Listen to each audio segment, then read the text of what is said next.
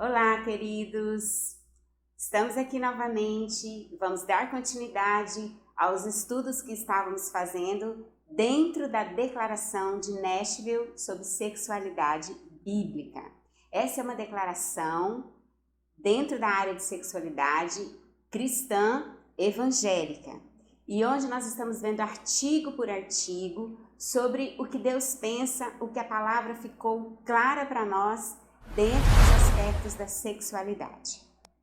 Bom, hoje nós vamos fazer, como sempre, aquelas afirmações e negações. A nossa afirmação é a seguinte: nós afirmamos que a graça de Deus, ela oferece tanto um perdão misericordioso como também um poder transformador, e que esse perdão e este poder, eles capacitam qualquer seguidor de Cristo a fazer morrer os seus desejos pecaminosos, caso tenham passado por esse processo da homossexualidade. E eles conseguem caminhar com firmeza no Senhor. Joquebed vai ler para a gente 1 Coríntios, capítulo 6, os versos 9 até o 11. Eu vou repetir para você não ter dúvida. 1 Coríntios 6, de 9 a 11, e depois você pode voltar no texto e fazer a leitura. Ou não sabeis que os injustos não herdarão o reino de Deus? Não vos enganeis, nem impuros, nem idólatras, nem adúlteros, nem efeminados, nem sodomitas, nem ladrões, nem avarentos, nem bêbados, nem maldizentes, nem roubadores herdarão o reino de Deus. Tais fostes alguns de vós, mas vós vos lavastes, mas fostes santificados, mas fostes justificados em o nome do Senhor Jesus Cristo e no Espírito do nosso Deus. Eu quero trabalhar o verso 11 em especial, porque depois de dar essa lista terrível de coisas que desagradam a Deus e que é dito no final do verso 10, de que tais não herdarão o reino de Deus, ele diz assim: tais fostes alguns de vós. E entre a lista, as designações da lista, tem adúlteros, tem efeminados e tem sodomitas. Qual é a diferença do efeminado para o sodomita? O efeminado é só aquele, um homem que tem jeito feminino, mas que não é um homossexual praticante e que está bem resolvido na sua cabeça, e não diante de Deus, tá? Na sua cabeça com essa atitude. Agora, o sodomita é aquele que tem práticas homossexuais, que é pecaminoso tanto quanto o efeminado. E aqui está mostrando para a gente, assim, no verso de número 11, olha, tais fostes alguns de vós. Isso então quer dizer que entre os membros da igreja ali em Corinto, teve gente que já foi adúltero algum dia, teve gente que já foi efeminado algum dia e teve gente que já foi sodomita, teve variadas práticas sexuais desaprovadas por Deus. Inclusive, isso tem a ver com sexo anal, sexo oral, com swing, com todas as coisas erradas que você possa nominar e pensar. Então, meus queridos, se estas pessoas que fazem essas práticas não herdarão o reino dos céus, mas Paulo logo em seguida diz, tais fostes alguns de vós, é sinal de que alguns irmãos em Corinto já foram e deixaram estas práticas em função da entrada do evangelho em seus corações. Então, por isso, por textos como esse, a gente não pode, e não dá prazo para tratar de outros textos, a gente pode claramente pensar que é possível ser liberto destas práticas, é possível não só receber o perdão de Deus, como ter o poder para resistir a isso de novo e poder seguir na caminhada cristã sem a presença desse tipo de pecado. Então, é mentira de Satanás, é obra da minha carne, é padrão mundano pensar que Deus não possa, de alguma maneira, transformar alguma espécie de pecado em alguém. Então, se eu colocar um único pecado que Deus não consiga mudar, transformar, perdoar, então eu estou pondo limite na pessoa de Deus. Olha como é que isso é pesado. Olha como que isso é importante de ser pensado, E isso é contra tudo aquilo que está nas Escrituras. Não existe limite para a ação de Deus em fazer o bem. E perdoar qualquer tipo de pecado é fazer o bem. A única coisa que Deus não pode fazer é pecar.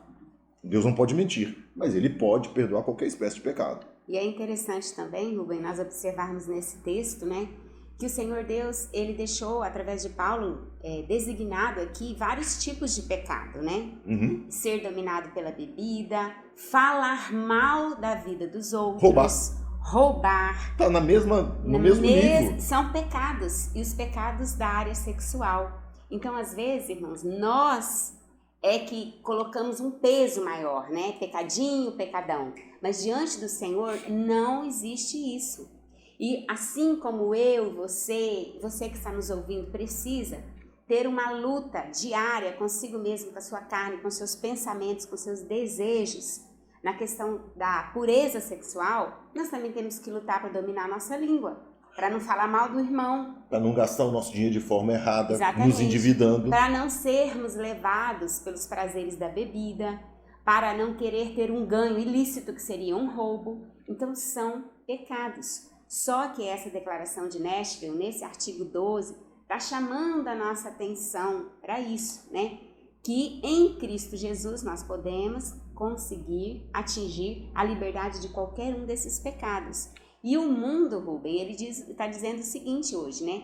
Se uma criança está confusa quanto à sua identidade, se um adolescente, então a gente precisa dar vazão a ele. Deixar ele ser o que ele quer? Se ele quer ser uma menina, ele nasceu homem. Biologicamente, homem. Mas ele se identifica com o sexo feminino e quer se tornar uma menina, vamos deixar, tem que incentivar, não pode reprimir.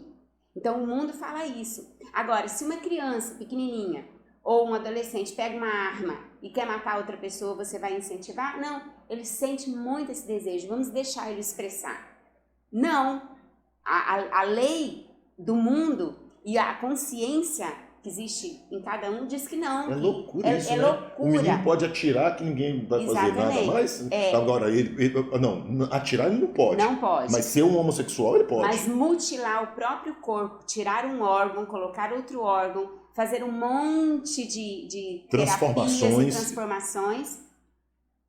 Bom, vocês estão vendo, irmãos? A incoerência do mundo e a coerência da palavra de Deus? E é por isso que nós negamos que a graça de Deus em Cristo Jesus seja insuficiente, ouça a palavra que eu estou usando, insuficiente para perdoar todos os pecados, de todo tipo de pecado, e inclusive os pecados dentro da área sexual. Agora, note que em nenhum momento, nem hoje, nem nos outros que nós gravamos, nós dissemos que isso vai ser sem luta. Você vai ter luta, a pessoa vai ter uma luta contra si mesmo e ela vai precisar exercer o domínio próprio e ela vai muitas vezes sofrer tentações, muitas vezes vai precisar pedir ajuda. Nós não estamos dizendo que isso vai ser sem luta. A Bíblia diz que a carne milita contra o espírito e o espírito contra a carne. E isso quer dizer que cada um de nós vai ter a sua luta em uma determinada área de fraqueza. Então, quem já foi tentado e se submeteu à homossexualidade vai ter tentações nessa área e pode não ter tentação nenhuma na área financeira. Pode ser alguém com as finanças fantásticas. Vocês estão entendendo? Não vai ser sem luta, mas nós negamos que a obra de Cristo seja insuficiente para perdoar algum tipo de pecado. Ela pode perdoar todo e qualquer tipo de pecado. E aí, eu queria deixar um texto. Jacomed, você podia procurar para a gente ler o texto de 1 João, capítulo 1, o verso de número 9? E aí eu sugiro até que você leia o capítulo todo em sua casa, mas 1 João, capítulo 1, a epístola de 1 João, o verso 9. Leia. Se confessarmos os nossos pecados, Ele é fiel e justo para nos perdoar os pecados e nos purificar de toda injustiça. Então, a gente precisa olhar para o texto. O texto não está dizendo se confessarmos alguns pecados. Se confessarmos 90% dos nossos pecados. Não, ali não limitou qual é o pecado. Simplesmente quando eu chego na presença de Deus com esse pecado e eu quero perdão e eu estou quebrantado, vai haver perdão da parte de Deus desde que haja uma autêntica e verdadeira confissão. uma confissão quebrantada. Então, nós precisamos decidir se ficamos com a palavra de Deus ou ficamos com os nossos pensamentos, com o pensamento do mundo ou com as tentações de Satanás que quer nos desestabilizar. Então, inclusive, deixa eu dizer algo bem claro, um crente em Cristo Jesus pode passar por esse tipo de tentação e ele precisa renovar a sua mente, é algo que a gente vai falar depois. Então, não crer que alguém possa ser recuperado é o mesmo que duvidar do próprio Deus. Isso precisa ficar muito claro aqui. Eu estarei pondo limite em Deus, no poder soberano e restaurador de Deus, se eu crer que alguém não possa ser recuperado. Então, a única coisa que vai impedir é se aquela pessoa não procurar Deus. Aí não é um problema com Deus. Aí é aquela pessoa que não quis. Mas desde que queira, Deus é capaz e suficiente pela obra de Cristo fazer a restauração. Então, se você conhece alguém que esteja lutando, auxilie essa pessoa a sair disso. Mostre a ela textos bíblicos que vão ajudá-la a sair dessa situação. Não jogue mais cal por cima, não jogue mais terra para poder afundar de vez aquela pessoa. Busque a restauração dela. E se você perceber que você mesmo não dá conta de ajudar, encaminhe essa pessoa para quem possa ajudar. Mas é possível em Cristo Jesus haver restauração.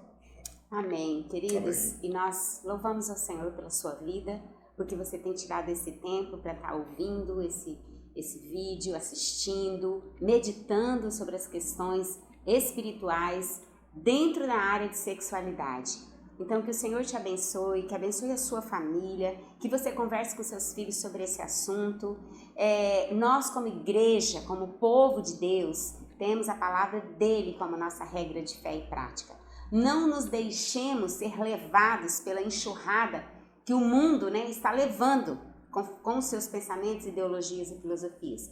Mas voltemos a nossa mente para o Evangelho, para a palavra. Então, obrigada pelo tempo que você tem dedicado ouvindo. E que você medite, que você ore, que você curta esse vídeo, que você compartilhe. Abaixo do vídeo tem uma setinha. Isso você clica lá, envia, vai lá nos seus contatos, envie para umas 5 ou 6 pessoas, para que elas também sejam edificadas e desafiadas pela palavra. Amém.